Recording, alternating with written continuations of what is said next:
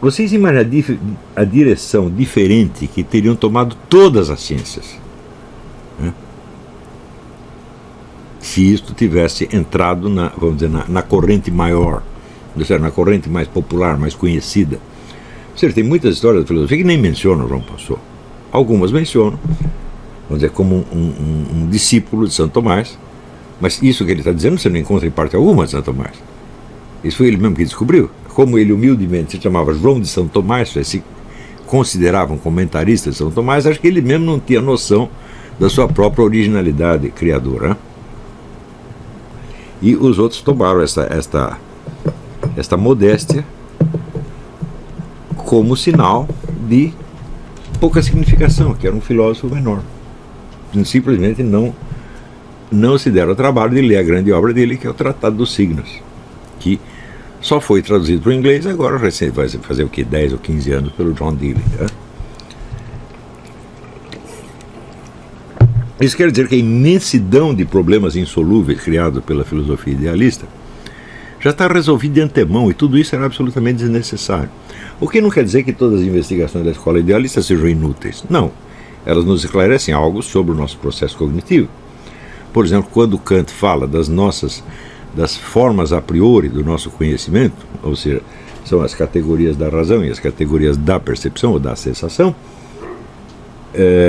ele está falando do nosso aparato cognitivo real? Não, ele está falando de signos dele. Tudo isso são signos de algo que existe e que a ação dessas formas a priori da cognição demonstra essa existência. Peraí, tem um cachorro chorando aí. Não.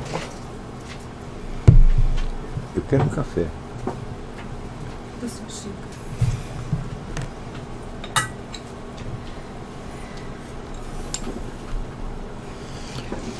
Vocês imaginam, por exemplo, se você ler o livro do Dr. Wolfgang Schmidt, O Enigma Quântico,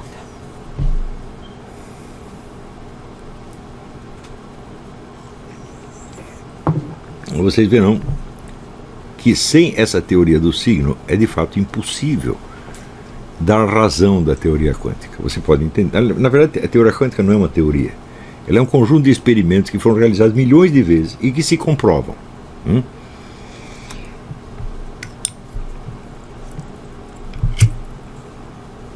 E o que ali se comprova é que a matéria subatômica tem propriedades que, consideradas macroscopicamente, seriam impossíveis. Por exemplo, uma partícula está em dois lugares ao mesmo tempo. O que leva o Wolfgang Schmidt a dizer que esta faixa da realidade que a teoria quântica estuda não é a matéria propriamente dita, e também não é a ideia, é um outro negócio. E esse negócio ele dirá que é aquilo que Santo Tomás de Aquino chamava de matéria secunda. A matéria-prima seria, vamos dizer, algo que Deus cria no próprio ato da criação do universo, ele cria do nada, e que a primeira coisa que ele cria é uma matéria-prima, isso é uma matéria que não tem qualidades próprias, e que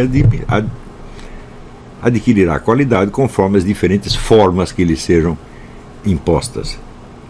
Em cima disso existe uma matéria secunda, que é uma matéria que já tem algumas qualidades, mas são qualidades apenas quantitativas, numéricas. Ou seja, elas não são nada, mas elas já são um quantum. Isso é a mesma coisa que dizer que a teoria quântica estava prefigurada em Santo Tomás de Aquino. Não evidentemente como experimento físico, mas como teoria filosófica. Nós entendemos então que estas observações feitas pelos físicos quânticos, desde o tempo do Max Planck até hoje, são o quê? São signos. O que quer que elas sejam,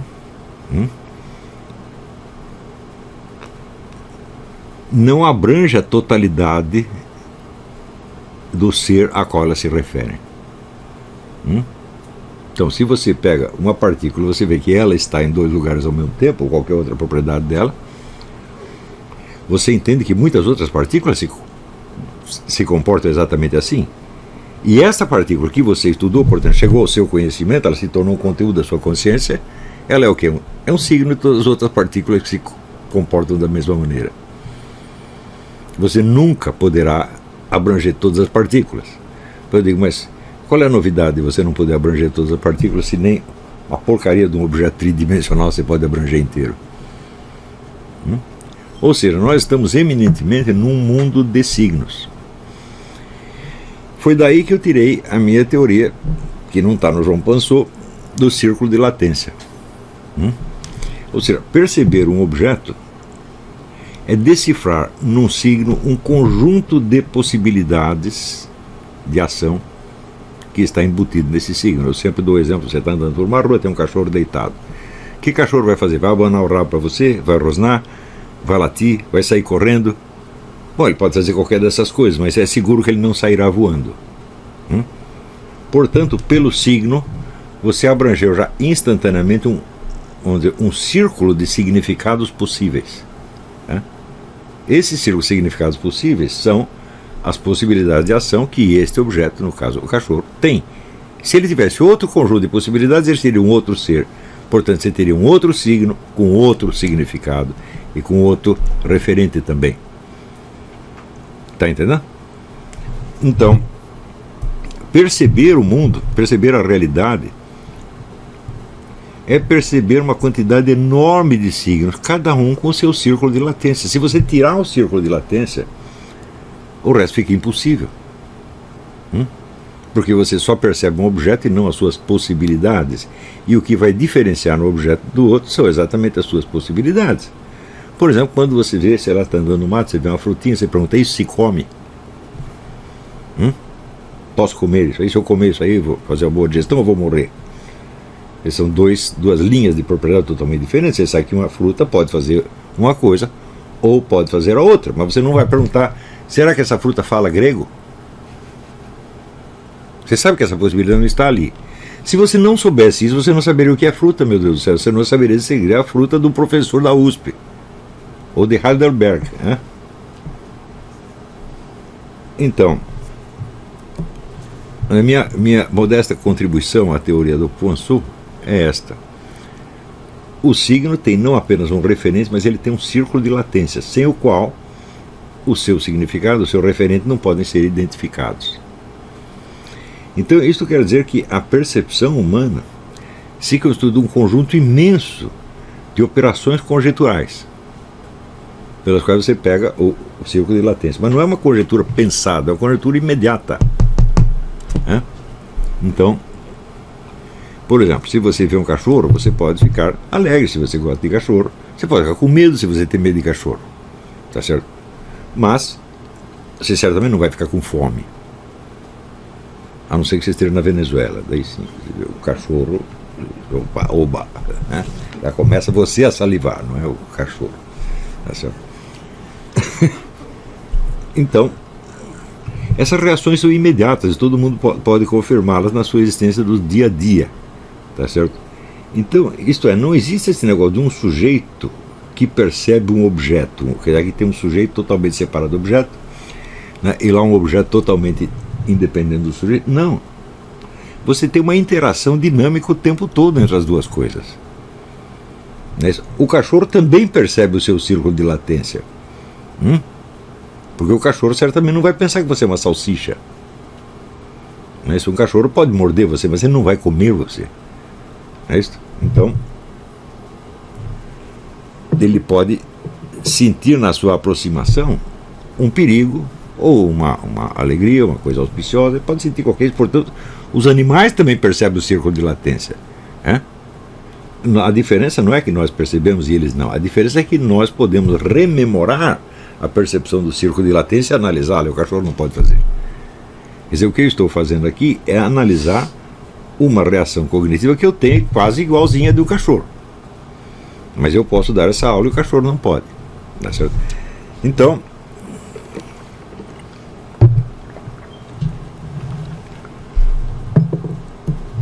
outra coisa, quando eu percebo o eu acabei de mostrar que o que eu percebo não é o eu, é o signo de um eu. Não é isso? Qualquer coisa ou qualquer pessoa que eu perceba é também um signo. Eu estou vendo alguns alunos sentados aqui, tá certo? E eu só os estou vendo no estado em que eles estão hoje. Mas isto é a realidade deles? Não, eles têm uma existência temporal e espacial. Eles já estiveram em outros lugares, eles já tiveram outras idades, já foram mais jovens, um dia vão ficar mais velhos. E isto é a realidade concreta deles. Eu não posso perceber isso, eu só percebo um signo. Esse signo é parte do desenvolvimento integral deles. Então, eu posso distinguir entre o que eu estou percebendo, o signo que eu estou percebendo e o signo que eu guardo na memória. Então eu fecho os olhos e imagino essas mesmas pessoas que agora mesmo eu estava vendo, eu imagino essas mesmas pessoas. Então tem uma imagem que eu mesmo produzi. Tá certo?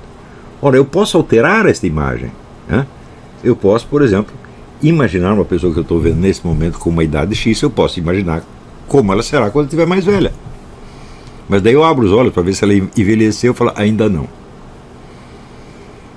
Está entendendo? Então, a diferença entre sujeito e objeto é uma diferença de poder. Não é uma diferença de substância, como pensou Descartes. Tá certo? Nem mesmo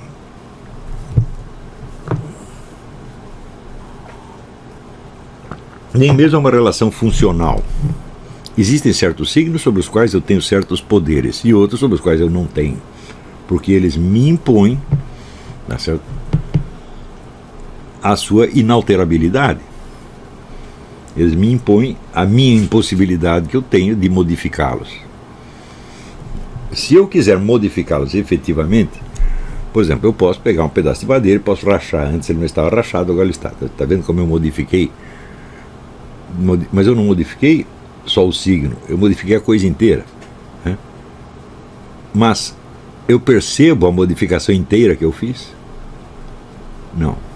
Eu só percebo aquela modificação instantânea, que é momentânea. Não é isso? Então, por exemplo, eu serrei um pedaço de madeira em 2 pedaços, muito bem, amanhã ou depois ele pode virar um tampo de mesa, pode virar uma cadeira, pode virar qualquer outra coisa, pode ser queimado. Eu estou vendo tudo isso? Não estou vendo. Eu estou apenas imaginando. Portanto, eu estou modificando não a coisa, mas o signo dela que eu tenho na mente.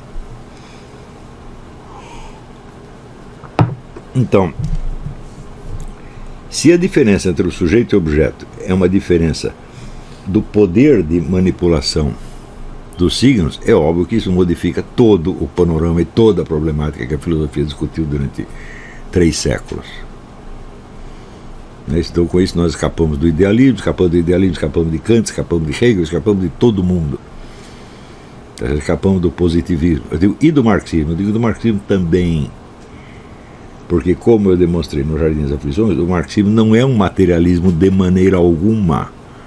Porque ele considera que a natureza, o mundo físico, é apenas matéria-prima da ação humana. Ele não tem nada a dizer sobre a constituição da matéria. A matéria para ele é apenas o material passivo em cima do qual a comunidade humana exerce o seu trabalho de apropriação e transformação da natureza, que para ele é o centro da realidade. Quer dizer, o centro da realidade para Karl Marx é a ação que o ser humano em comunidade exerce sobre os objetos. Fala, peraí, mas isso é apenas um idealismo subjetivo coletivo, isso não é um materialismo de maneira alguma.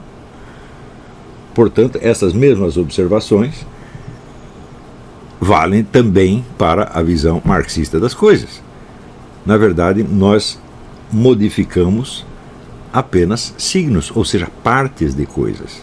Não há nada que nós possamos modificar integralmente em todos os seus aspectos. Por exemplo, eu posso serrar um pedaço de madeira ou posso queimá-lo, mas não posso fazer as duas coisas ao mesmo tempo. Ele ou se desenvolve para um lado ou para o outro.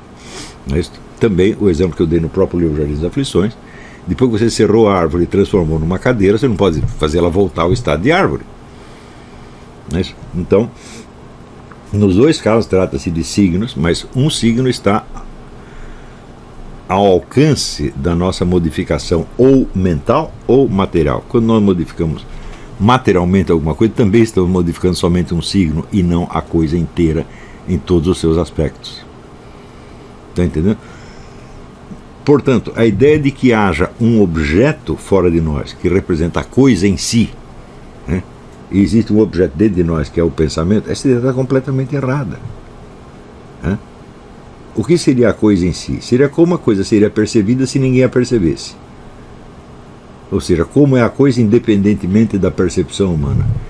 Eu digo, ora, toda coisa, todo objeto, ele só tem a capacidade de se relacionar com outros objetos sob certos aspectos. E não sobre todos ao mesmo tempo. Por exemplo, um coelho pode ser comido por um lobo ou fugir dele, mas ele não pode fazer as duas coisas ao mesmo tempo. Enquanto ele está sendo mastigado pelo lobo, ele não tem mais a chance de fugir. E se ele está fugindo, é certamente porque ele não foi comido. Então ele só pode ter com o lobo determinados tipos de relação em determinadas situações, e não todas as quaisquer relações, inclusive a relação cognitiva. Ou seja, o coelho só pode ser percebido pelo lobo sob certas maneiras. Não é isso? Então,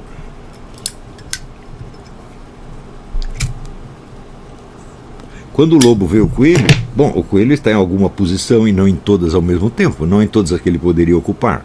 Portanto, o que é que o lobo vê dele? Um signo. Signo parte, evidentemente. Não é signo pensado. Mas isso é tudo que o lobo sabe dele. E quando ele come o coelho, ele come o coelho inteiro em todos os seus aspectos. Não, ele não pode comer o coelho passado, só se for mal passado, claro. Mas o coelho passado, o coelho antes, o coelho de ontem, ele pode comer hoje o coelho de ontem? Não, ele só pode comer hoje o coelho de hoje, tá certo? O que o coelho foi ontem é absolutamente inatingível pelo lobo. Portanto, também ao comer, ele só está comendo um signo e não a coisa inteira. A coisa inteira seria na totalidade da sua existência temporal e espacial. Isso é a realidade dela. Isso seria a coisa em si. Tá certo? Então, nenhum de nós pode conhecer esta coisa em si tomada na sua totalidade. Mas, pergunto eu, alguma coisa tem a possibilidade de se mostrar às outras na sua totalidade? Por exemplo, tem um urso. Eu vejo o urso e fico com medo. Por quê? Porque é um urso crescido, grande. Mas ele já foi um urso bebê. Isso não faz parte da realidade dele? Claro que faz. Se ele não tivesse sido bebê, ele também não seria adulto. Portanto, a infância do urso está embutida na realidade do ser temporal do ser do urso. Mas eu posso ver os dois ao mesmo tempo? Ou seja, ele pode se mostrar a mim como urso crescido e como urso bebê ao mesmo tempo? Não pode, porque seria contraditório com a própria estrutura do tempo. Portanto, as limitações que nós temos para perceber as coisas em si derivam não de uma limitação nossa, mas da própria estrutura espaço-temporal da coisa. Portanto, aquilo que eu estou percebendo da coisa, e que é apenas um signo, é um dado perfeitamente objetivo, e ela é a manifestação da coisa em si. Tá certo? Então,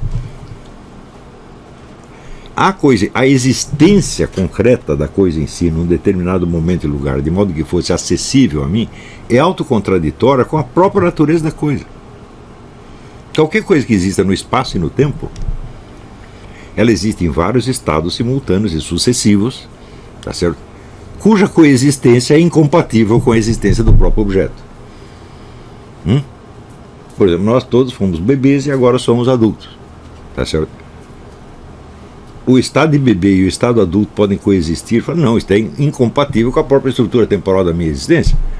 Portanto, se alguém só me percebe na idade em que eu estou e não me percebe enquanto bebê, não é porque a pessoa é um idiota que só enxerga um pedaço, é porque isso é a própria estrutura da minha existência. Ou seja, perceber o signo num determinado momento, tá certo? E percebê-lo com toda a sua limitação é já perceber a coisa em si, através do seu signo.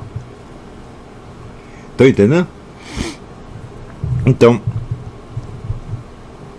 isso quer dizer que a coisa em si, ela pode existir, mas não num determinado momento e lugar. Estão entendendo? A existência de qualquer coisa pressupõe que ela transcende qualquer momento e lugar onde ela esteja. Só se for uma existência, vamos dizer, atomística momentânea, que a coisa aparece e desaparece no mesmo instante. Mais ou menos como acontece com certas partículas subatômicas.